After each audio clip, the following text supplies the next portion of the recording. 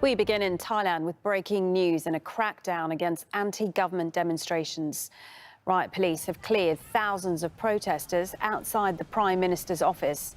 They moved shortly after the government announced an emergency decree banning large gatherings. 2 protest leaders have been arrested. For the last 3 months, demonstrators have demanded the resignation of the Prime Minister and reforms to the monarchy. Let's go straight to our correspondent, Scott Heidler, who is live from outside the Government House in Bangkok, a hub for those protests. Scott, it's just 7 a.m. in the morning, but it's been a busy night. Bring us up to date with the very latest. Yeah, it was a very busy night and busy day yesterday on Wednesday that kind of carried on through until the early morning hours here on Thursday. What had happened is this demonstration movement started about a kilometer and a half away at Democracy Monument. Thousands of anti-government protesters marched from there to here, and then they pooled up and they gathered along this main avenue. Behind me is Government House. That's where the Prime Minister's office is.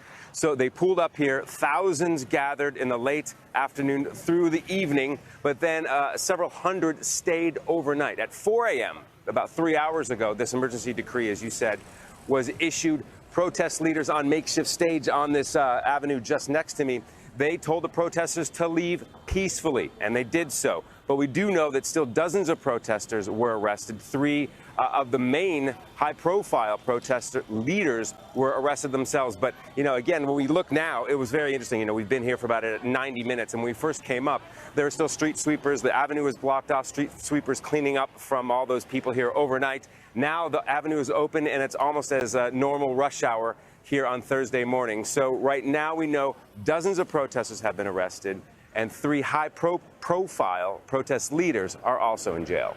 Scott, so the streets cleared for now, but what is it going to look like 24 hours from now? Do we know if these protests have any more momentum, given this decree has been announced?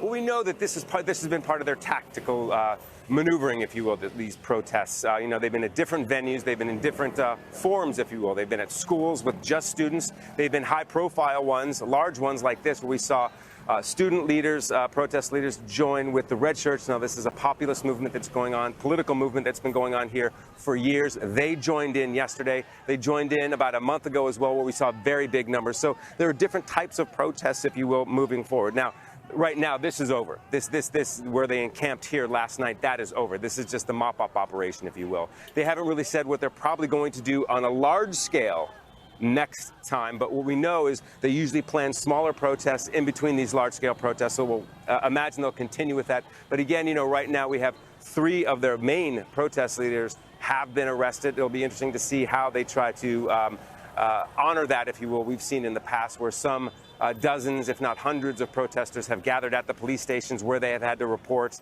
for bail hearings or for these arrests. So we might see that. But right now, on a large-scale format, this has ended.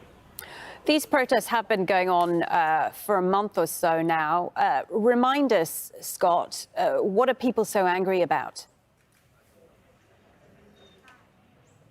Well, what they're looking for, we've had kind of an evolution of what the demands and the needs of different protest groups have. Now, they've really solidified. They've streamed it down. It's down to 3 demands that they're overall looking for. And the first is the cabinet resign, that there's a new constitution formed, and that is something that has been in the works for quite some time. And then the last is a reform of the monarchy, and that last one is something we haven't heard.